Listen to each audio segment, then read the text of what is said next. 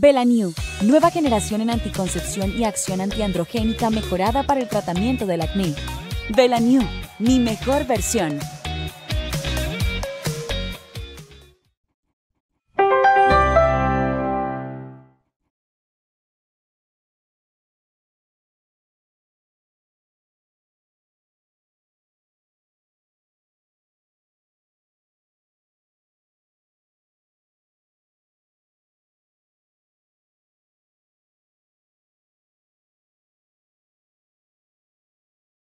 Productiva, director de la clínica IBI Coruña, vicepresidente de la Sociedad Gallega de Ginecología y Obstetricia, profesor de la Universidad de Vigo. Doctor Elquinzada, de nuevo bienvenido, está en su casa y muchas gracias por acompañarnos a esta hora que sabemos que es un poco difícil. Puede tratar de poner su presentación. Muchas gracias.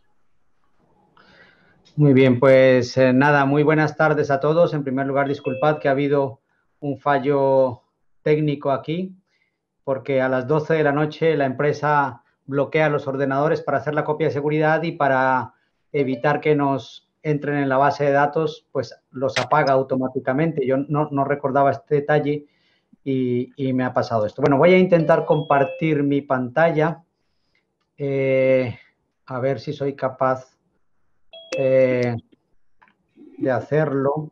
Aquí tengo una presentación. A ver, compartir toda la pantalla.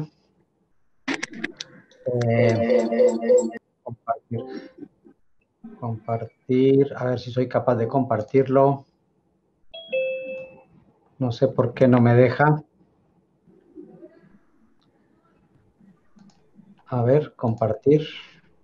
Ahora. No sé si la tenéis en pantalla la presentación. Sí, doctor, ahí abrió, muy bien, muchas gracias.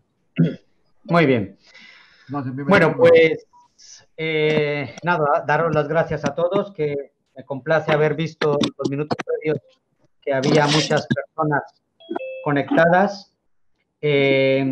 Os pido a todos que cerréis los micrófonos para que no haya interferencia durante la ponencia. Bueno, me ha pedido mi amigo el doctor Jorge García que os hable de los ovarios poliquísticos, sobre todo centrarnos en los aspectos reproductivos, y para mí es un placer, sobre todo viendo que tenemos audiencia de toda Latinoamérica. He podido ver que hay personas de Guatemala, de Argentina, la doctora Cristina, de Perú, la doctora Sandra, también creo que de Argentina la doctora Cintia, y muchísimas gracias a todos los colombianos también por escucharme. Vamos a hablar entonces de los ovarios poliquísticos. Es una patología sin ninguna duda muy frecuente. Depende de qué criterios usemos. Estamos hablando de que hasta el 20% de las pacientes en edad fértil van a tener síndrome de ovarios poliquísticos. La incidencia va a variar dependiendo de los criterios que se use, sobre todo. Y realmente, pues con el advenimiento y el avance de la ecografía transvaginal de alta resolución, pues cada vez se diagnostican más, de tal manera que más o menos entre el 5 y el 20% de las mujeres pueden tener ovarios poliquísticos. Una de cada 5 son muchas mujeres las que vamos a tener que ver cuando hacemos ginecología. ¿Qué criterios se utilizan para el diagnóstico? Bueno, básicamente esto es un tema de cronológico, desde cuando se empezó Yo en el oigo año al 90. señor, pero no veo la pantalla, no lo veo. No sé si esto le pasa a otras personas. Es posible que le pase a algunos. No, yo no lo he tocado. Miguel está quieto y no se ve. Dice, vea. Más se ve la cuadrécelo. Ve.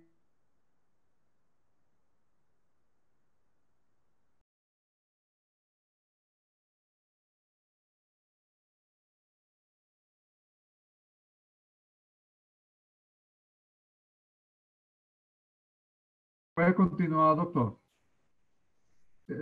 Abrir su micrófono, doctor Muñoz, por favor.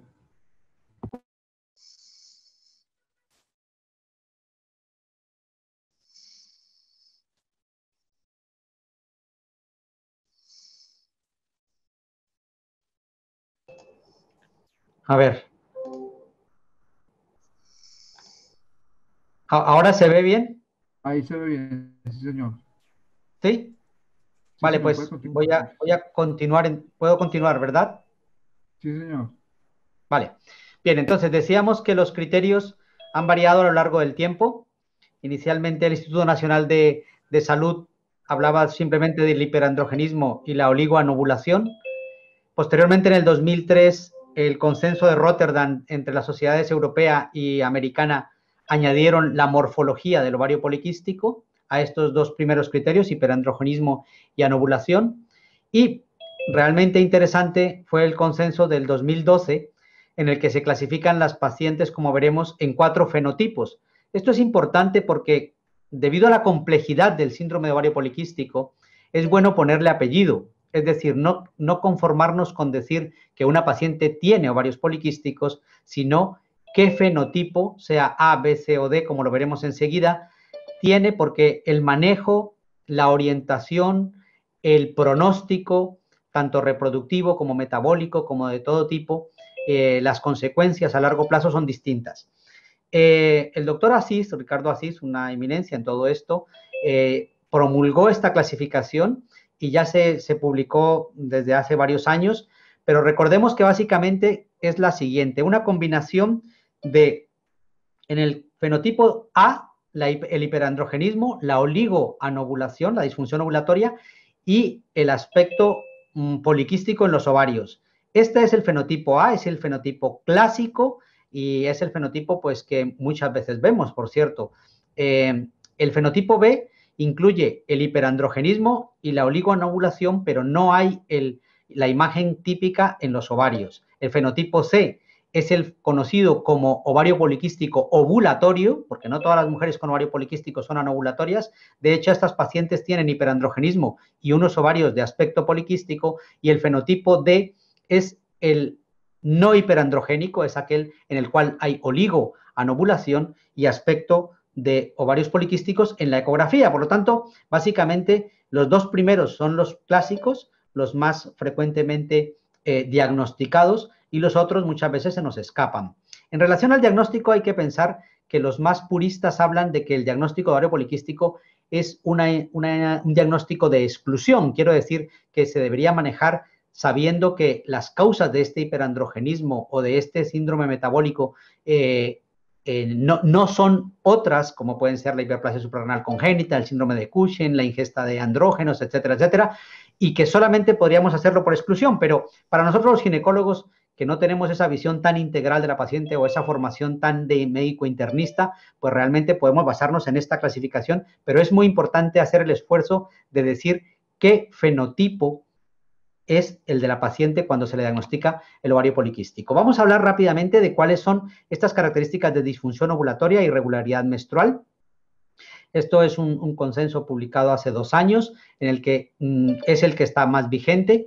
Nos recuerda cuáles son los parámetros de normalidad en la ciclicidad de la mujer desde el punto de vista menstrual, tener en cuenta los años después, tempranos después de la menarquia. Recordemos que las mujeres en los primeros años van a tener ciclos irregulares, pero en general siempre se debe investigar acerca de esta ciclicidad y recordar que en adolescentes pues no tiene el mismo criterio. Y una cosa muy interesante es que aquel concepto que teníamos antes de que toda mujer que menstrua de manera regular está ovulando no es correcto, porque los estudios demuestran que hasta un 40% de mujeres que tienen una menstruación regular y tienen ovarios poliquísticos porque tienen los otros parámetros, no están ovulando correctamente. Y lo otro es recordar también el tiempo después del uso de los anticonceptivos orales, que pueden estar enmascarando realmente una ciclicidad anormal.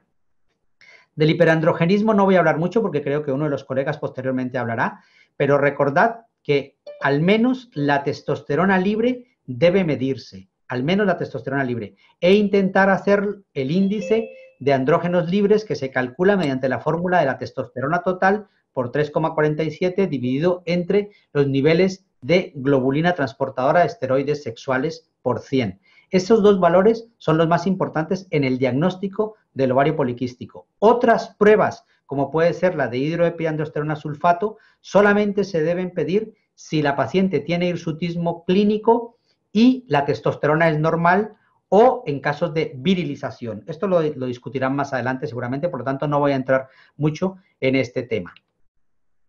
Lo que sí me interesa mucho, y además esto es un área que yo vengo trabajando desde hace ya varios años, es el diagnóstico ecográfico.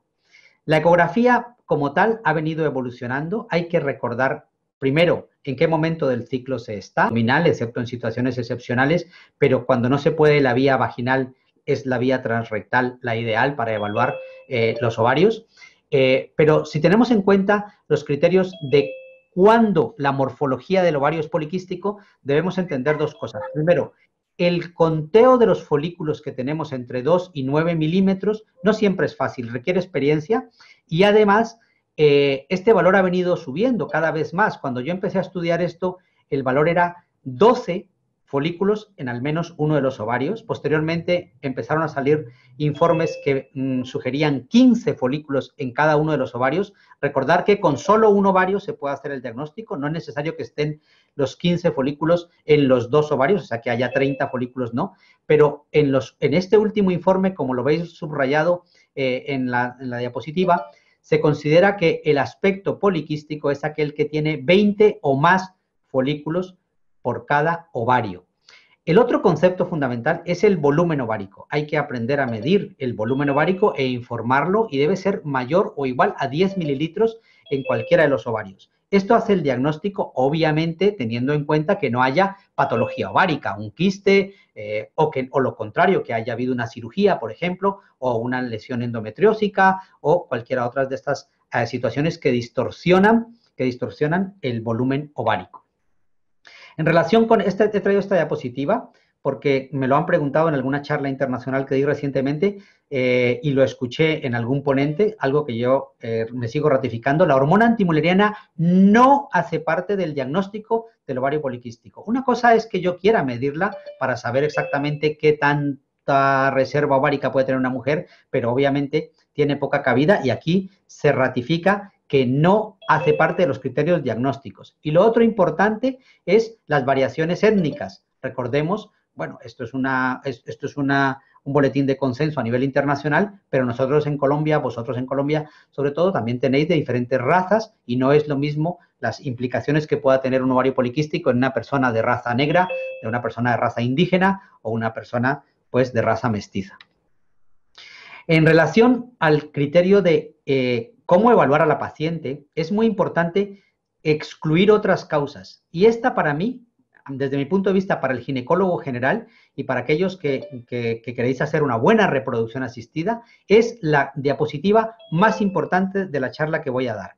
¿Por qué? Porque entiendo que muchas veces los ginecólogos no tenemos la formación suficiente para hacer un correcto diagnóstico de exclusión. Y por eso he subrayado dos cosas. La primera es, ¿qué pruebas son absolutamente innegociables? Deben pedírsele a toda paciente en la que sospechamos un diagnóstico de ovarios poliquísticos. Primero, la TSH, la hormona estimulante de la tiroides, absolutamente indispensable. Segundo, la prolactina. Y tercero, los niveles de 17-hidroxiprogesterona basal en fase folicular por las mañanas.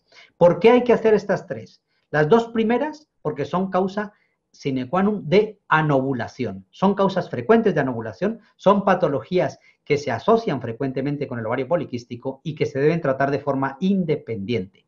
Y la segunda parte, que es los niveles de 17-hidroxiprogesterona, es porque recordemos que la hiperplasia suprarrenal congénita no clásica por déficit de la 21-hidroxilasa es la patología autosómica recesiva más frecuente en la raza humana y porque da síntomas similares a los ovarios poliquísticos. Por lo tanto, estas tres pruebas son fundamentales. Y la otra prueba que hay que hacer sí o sí, y ya olvidémonos de que solamente se hacía en pacientes obesas o con antecedentes de diabetes en la familia, es una prueba de tolerancia oral a la glucosa y muchas veces acompañada de insulina o no, pero al menos la glucosa, con 75 gramos de glucosa se hace la toma de los 75 gramos de glucosa y 2 horas después.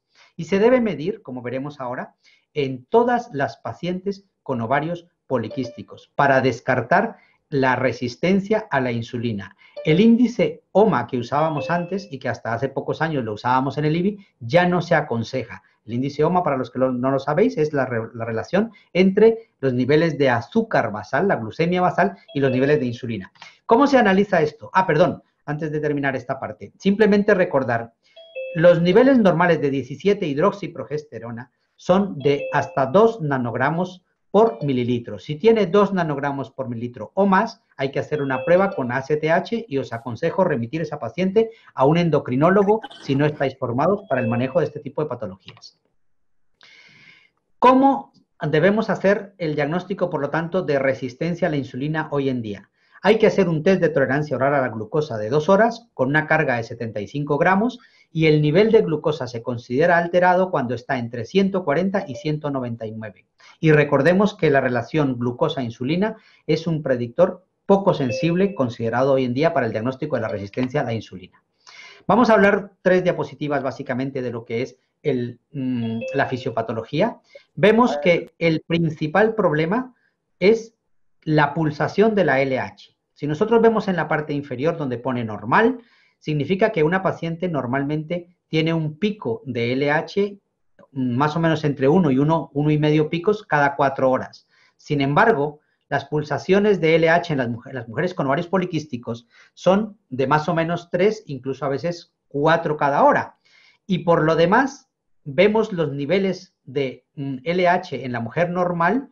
No sé si el cursor es visible, pero vemos un valor de 5 de LH, mientras que en la mujer con ovario poliquístico parte de 15. Por lo tanto, hay niveles más altos y mayor frecuencia en la pulsatilidad de la LH. ¿Esto a qué lleva? El hecho de que tengamos unos niveles más altos de LH hace que se invierta la relación LH-FSH, que todos lo sabemos, pero además parece que hay una resistencia a 2 cosas. Primero, al bloqueo que hace la progesterona de la LH. Por alguna razón, las mujeres con ovario poliquísticos no se bloquea la liberación de LH con progesterona. Y por otra parte, hay una resistencia a la acción de la FSH sobre el propio ovario. Por lo tanto, hay una alteración en las gonadotropinas y su mecanismo de acción. Produce esto una disfunción ovulatoria que la LH actúa sobre la célula de la teca produciendo elevación de los andrógenos y que además hasta 1/3 de las pacientes tienen elevados los andrógenos suprarrenales, por lo tanto hay un gran hiperandrogenismo y esto lleva a una disminución de la globulina transportadora de andrógenos, que eso lo veréis seguramente con el colega que os hable de esto. Conclusión, la mujer no ovula y el ovario se vuelve poliquístico. Por otra parte, la resistencia a la insulina, como bien sabéis, hace que el páncreas eleve la liberación de más insulina y la insulina facilita la acción de la LH, aumentando el hiperandrogenismo. Esta gráfica que está en la izquierda es la que todos nos estudiamos desde que somos estudiantes de medicina, donde vemos toda la ciclicidad de las hormonas, cómo se van variando, lo que determina una función ovulatoria normal. ¿Qué sucede en la mujer? En un estado continuo de elevación de la LH, un estado continuo de bajos niveles de FSH, ya sea absoluta o relativa, y unos niveles constantes de estradiol y progesterona, pues que se forma el ovario de aspecto poliquístico. La resistencia a la insulina no la vamos a discutir mucho porque creo que habrá un colega que hablará de los aspectos metabólicos. Y el hiperandrogenismo, recordemos que en este caso, pues lo que hay es una acción de la LH, una acción de la insulina sobre el ovario que aumenta los niveles de testosterona y que esto se agrava en pacientes obesas donde tienen un aumento de la conversión periférica de androstenediona a testosterona. Básicamente, esto es lo que voy a comentar sobre la fisiopatología para cerrar diciendo que cuanto más altos son los andrógenos, más alto sucede la reducción, la 5-alfa reducción de los andrógenos, que impiden la aromatización, por lo tanto, se retroalimentan positivamente y lo que hay es unos bajos niveles de estrógenos absolutos, pero altos niveles de andrógenos, lo que produce una anovulación. La obesidad, por supuesto, con una imagen en honor a Medellín y al gran maestro Botero, pues nos ha demostrado que es un mecanismo, por diferentes mecanismos, agrava la situación de resistencia a la insulina y agrava la anovulación. ¿Cuáles son los riesgos de la paciente con ovario poliquístico? Y en este sentido quiero ser muy claro que cuando se le diagnostica a una paciente con ovario poliquístico es una paciente para seguirla toda la vida. Toda la vida deberíamos estar en contacto con ella desde el punto de vista médico porque tiene riesgos cardiovasculares, que seguramente se hablarán en otro momento de las charlas, tiene riesgo de diabetes, que seguramente también lo comentarán, tiene riesgo de apnea del sueño, que es muy importante, y por supuesto tiene riesgo de cáncer de endometrio, los que nos gusta mucho la oncología, sabemos que la ecografía no sirve para el diagnóstico del cáncer de endometrio, pero al menos sabemos que tienen un incremento entre 2 y 6 veces el riesgo de tener cáncer de endometrio. La mayoría de esos cánceres son de tipo endometrioide, pero hay que recordar que no es conveniente que la paciente permanezca mucho tiempo sin menstruar, por lo cual es conveniente siempre darle anticonceptivos para que tenga una menstruación o terapia con progesterona. Otros aspectos importantes que no debemos olvidar es el impacto en el aspecto, en la esfera psicológica de la paciente. La paciente con ovario poliquístico es una paciente que va a sufrir seguramente a lo largo de su vida de trastornos de ansiedad, depresión, disfunciones psicosexuales, una imagen corporal negativa, sobre todo las del hiperandrogenismo y muchas de ellas con trastornos de la alimentación. Vamos finalmente, ya para la última parte de la charla, a hablar básicamente de cuáles son los objetivos del tratamiento. Yo no me voy a centrar mucho en los aspectos de suprimir los andrógenos, porque para eso lo hablará otro compañero, tampoco en mejorar el estado metabólico, porque seguramente es motivo de otra charla, y mejorar un poco la fertilidad, pero obviamente no me puedo negar a decir que lo primero que hay que hacer es mejorar las condiciones del estilo de vida, y he subrayado esta parte en rojo porque me parece muy interesante que hagamos un enfoque SMART de la paciente. ¿Qué significa SMART? Con el doble sentido de inteligente, pero en este caso de que seamos realistas con nuestras pacientes. Los médicos somos muy dados a dar cátedra con los pacientes, a explicarles lo que tienen que hacer y muchas veces no vemos lo que hay detrás. La obesidad es un problema grave, el estilo de vida es un problema que muchas veces no depende de las propias pacientes. No siempre es cuestión de buena voluntad, no siempre es cuestión de fuerza de voluntad, porque hay circunstancias que están detrás. Por lo tanto, cada paciente se debe manejar de forma realista, con unas medidas específicas que sean alcanzables para la paciente, que sean lógicas. No mandemos a la paciente a que baje 10 kilos en 2 meses o 14 kilos en 3 meses, porque probablemente todo eso será más frustrante para la paciente si no lo consigue y será menos adecuado en el manejo integral de la paciente. Estas modificaciones del estilo de vida supongo que se lo harán más adelante, pero al menos recordar que sin que seamos nutricionistas y queramos quitarle el trabajo a los endocrinólogos, tenemos que tener una idea de que hay que reducir al menos el 30% de la ingesta calórica, lo cual significa que si una dieta normal es alrededor de 2.000, 2.200 kilocalorías por día, pues estamos hablando de 1.200 a 1.500. Las modificaciones del estilo de vida también incluyen que la paciente no solamente se dedique a hacer ejercicio, que por aquí lo menciono, pero que no es el caso, sino que animarla a que no lleve una vida sedentaria. Eso es importante en las pacientes con ovario poliquístico, que modifiquen todo el estilo de vida en general. El tratamiento del hiperandrogenismo no lo vamos a hablar. El uso de la metformina lo comentaremos ahora desde el punto de vista reproductivo, pero recordemos que la metformina está indicada en pacientes que tengan resistencia a la insulina. No nos inventemos cosas que no tienen sentido. No se debe adicionar porque sí, a lo mejor tiene indicaciones en algunas pacientes desde el punto de vista reproductivo, como veremos a continuación, pero si la paciente no tiene un trastorno metabólico, si la paciente no tiene un diagnóstico de resistencia a la insulina, midámonos muy bien antes de formular o de recetar la metformina. No se debe aconsejar para que la paciente baje de peso y debemos recordar todas las connotaciones que pueda tener desde el punto de vista gastrointestinal, etc. Otros tratamientos, como los antiandrógenos, pues realmente están mal tolerados, no son fármacos de primera elección y hay que tener cuidado porque cuando se usan se debe acompañar de efectos anticonceptivos por el riesgo de teratogenicidad.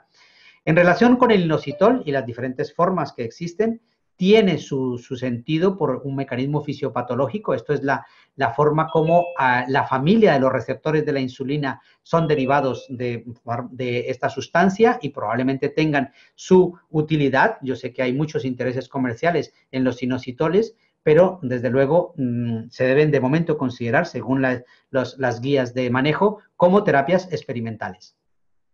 Finalmente, para terminar, daros unas pinceladas un poco de lo que es la parte reproductiva. Sabéis que es mi especialidad, pero tampoco quiero que los ginecólogos que no hacen reproducción se pierdan mucho en esto, pero vamos a centrarnos básicamente en la primera parte. Hemos hablado de la terapia del estilo de vida. El objetivo debe ser la reducción de al menos de 5 al 10% del peso inicial. Recordar las medidas que hemos hablado, las pruebas que hay que hacer de tolerancia a la glucosa. Si está indicado, se da metformina y si no, hay que dar citrato de clomifeno. Una segunda línea, como veremos, es el letrozol, tuve recientemente una charla en la que me dijeron que no, que el letrozol era una primera línea. Ahora podemos comentarlo si es el caso, pero mi recomendación es usar el citrato de clomifeno. El letrozol en España, por lo menos, y en Europa, no está indicado como inductor de la ovulación. Hablaremos también un poquito del drilling ovárico y finalmente de las gonadotropinas y del FIV.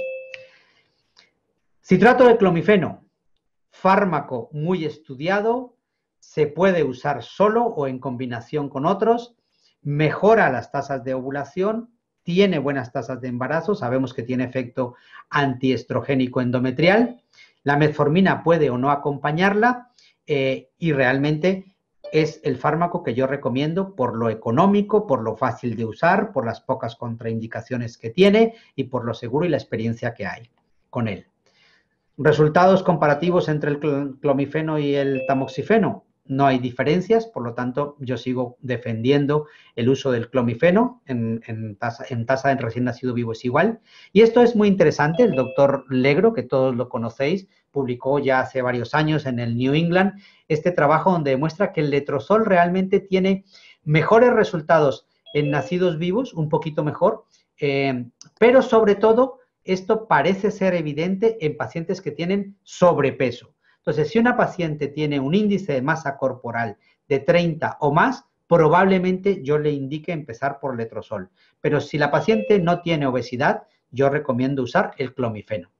¿Cuántos ciclos hacer? Bueno, pues aquí nos hablan de que hasta 12 ciclos, esto es un estudio muy grande, publicado ya hace varios años, ya se está quedando obsoleto, pero es un estudio que dice que hasta 12 ciclos se consigue una tasa de embarazo del 54%. Yo realmente, a partir de los 6 ciclos, recomiendo cambiar de estrategia. La segunda línea, lo hemos comentado antes, puede ser el letrozol, por ejemplo. El drilling ovárico. Yo no tengo mucha experiencia, hice muy pocas. Alguna vez lo vi hacer cuando tuve la oportunidad de hacer una rotación en la clínica Country en Bogotá, cuando yo era muy jovencito, pero realmente nosotros en el IBI no lo hacemos. No lo hacemos no porque esté mal, no lo hacemos porque no somos demasiado laparoscopistas y quien tenga la oportunidad de hacerlo puede hacerlo, no está haciendo un mal manejo de las pacientes. Se recomienda entre 5 y 9 puntos por ovario. Recordemos que realmente lo que nos explica el profesor Valen en su actualización del 2016 es que solo se debe usar en casos de resistencia al clomifeno si la paciente tiene que hacerse una laparoscopia por otra indicación y en quienes puedan llevar un seguimiento apropiado de la estimulación con gonadotropinas. Hay que considerar los riesgos. Tuve una paciente que tuvo un fallo ovárico secundario a un mal drilling, por lo tanto, no es inocuo y hay que tener cuidado. Finalmente, las gonadotropinas, pues nosotros también las usamos. Hay que tener experiencia, hay que usar dosis bajas y hay que tener cuidado por los riesgos, básicamente, de embarazo múltiple, sobre todo, es lo que más se ve en el caso de las gonadotropinas y el riesgo potencial de síndrome de hiperestimulación ovárica. En el caso de la fecundación in vitro, no voy a hablar mucho de ella, sabéis que es lo que yo más hago, hacemos más de 850 ciclos de fecundación in vitro al año nosotros entre las dos clínicas de Vigo y Coruña, pero nosotros no vamos a centrar mucho en esto, básicamente recordar que se deben usar dosis bajas.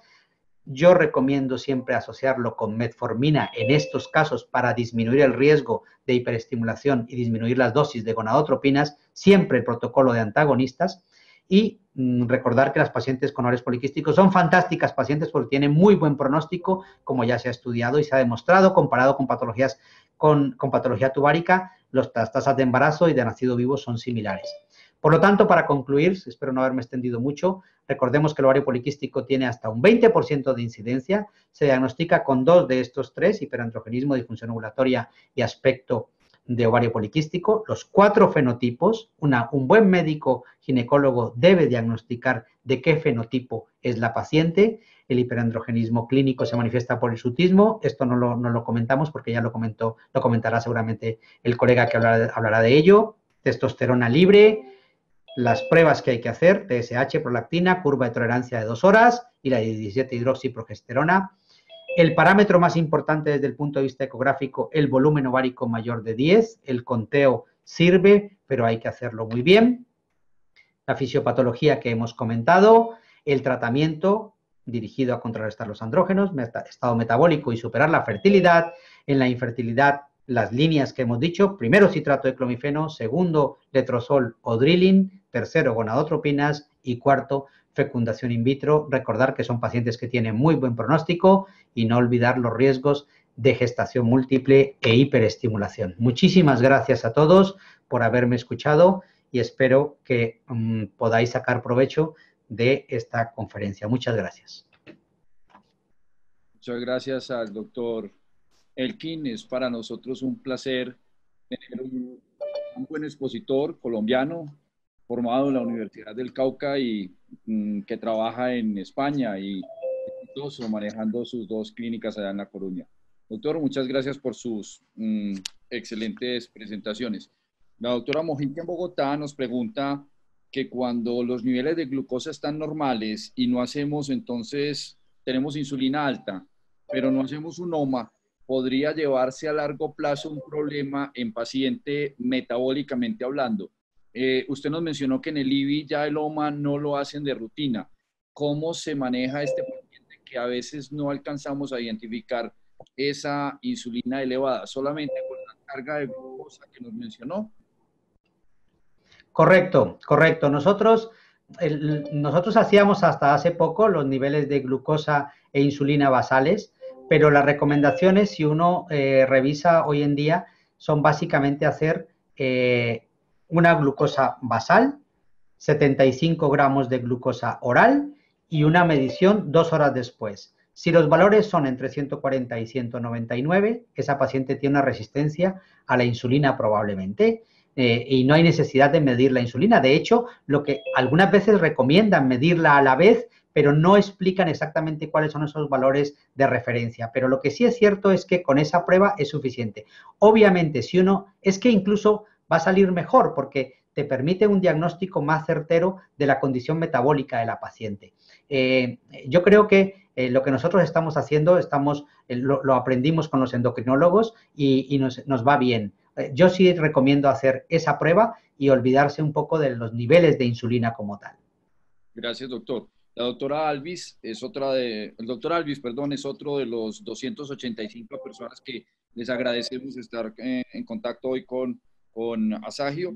Nos pregunta que si es correcto mencionar un síndrome de ovario poliquístico como que siempre tiene resistencia periférica a la insulina. Hay casos en los cuales, según el fenotipo que nos mencionaban, hay algunos que lo van a tener y otros no lo van a tener. ¿Eso es cierto? Correctísimo, correctísimo. Pero lo cierto para el doctor que hace esta pregunta tan interesante es, si nosotros vemos la resistencia a la insulina no hace parte del criterio diagnóstico. Nosotros tenemos que diagnosticar, por una parte, el ovario poliquístico, por otra parte, diagnosticar qué fenotipo es y hacerle la prueba de tolerancia oral a la glucosa con 75 gramos a toda paciente con diagnóstico de ovario poliquístico. ¿Por qué? Porque tradicionalmente nos enseñaron que solamente las pacientes obesas o que tengan hiperandrogenismo son pacientes que tienen resistencia a la insulina y no es verdad. A mí me ha sorprendido mucho ver pacientes ovulatorias delgadas con resistencia a la insulina. Por lo tanto, mi recomendación, y no la personal, es que eso es lo que nos han enseñado las guías americanas y lo que se está en la última edición del libro de Esperov también se está mencionando. Perfecto, creo que es un concepto bastante novedoso y muy interesante para todos. Que nos quede claro que todos tenemos que averiguar si tienen o no resistencia o no con este modelo de prueba de tolerancia oral a la glucosa. El doctor Herman nos menciona que si a todo paciente que aparece con acantosis nigricans es interesante empezarle la metformina de entrada. Bueno, la acantosis nigricans es el signo más clásico y más evidente de la resistencia a la insulina. Lo que pasa es que, sin ninguna duda, ese paciente va a necesitar metformina sí o sí, pero hay que saber manejarlo, hay que saber qué niveles tiene, porque a lo mejor no es solamente eso, a lo mejor está en niveles ya de una diabetes tipo 2. Por lo tanto, si hay una manifestación cutánea, probablemente se nos escape a los ginecólogos el manejo de esa paciente o de ese paciente. Por lo tanto, yo sugiero, por supuesto, que quien ha hecho la pregunta está muy bien orientado clínicamente porque está claro que la acantosis nigricans es la manifestación cutánea más evidente y la más patognomónica de la resistencia a la insulina. Pero hay que estudiarla metabólicamente para saber cómo va a gestionarse ese aspecto. el doctor Gascos nos menciona que, como nos ha pasado a todos, que primero analizábamos ecográficamente que tuviéramos 12 folículos y que tuviéramos una teca muy gruesa y un ovario muy grueso, de tamaño alto. Estos que están entre 12 y 20, que tienen síntomas de hiperandrogenismo, quedarían como en el limbo del diagnóstico. ¿Cómo las manifiesta o cómo las maneja usted, doctor, cuando están entre 12 y 20 según las nuevas guías? Sin ninguna duda. En primer lugar, hay que olvidarse ya de la distribución periférica y la hipertecosis central, porque yo he escrito recientemente un libro sobre ecografía y hemos revisado extensamente la diferencia entre lo que yo llamo el ovario poliquístico de patrón periférico, el típico collar de perlas que nos han enseñado esto, y aquel que es multifolicular, pero que no tiene esa distribución. Hay varios trabajos publicados acerca de cómo se comportan de manera distinta estos grupos, cómo responden de manera distinta al tratamiento reproductivo, cómo responden de forma distinta también a los aspectos metabólicos. Pero realmente hoy en día mi recomendación es, hay que aprender a medir bien el volumen ovárico. En esa paciente probablemente sea más importante el volumen ovárico que el número de folículos, pero si yo tengo una paciente que no cumple los criterios ecográficos, no puedo diagnosticarla. Quiero decir, hay que hacer la otra parte, buscar el hiperandrogenismo, ¿no es cierto?, para saber si tiene y mirar si tiene alteraciones cíclicas, es decir, si tiene una alteración en su ciclicidad. Y si no se cumplen los criterios, pues hay como un grupo de pacientes que nosotros le llamamos PCO-like, es decir, similares al ovario poliquístico, porque esas pacientes, como bien anota el colega, esas pacientes tienen unas condiciones de respuesta al tratamiento reproductivo específicas, si son pacientes que muchas veces hacen hiperestimulación ovárica, incluso con tratamientos leves. Pero no podemos apartarnos de lo que la guía nos dice. Es cierto que si no se cumple el criterio de más de 10 mililitros de volumen ovárico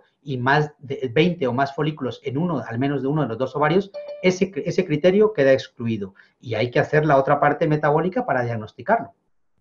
Perfecto. Doctor, mil gracias. Quedan otras 7 preguntas que después las vamos a hacer por el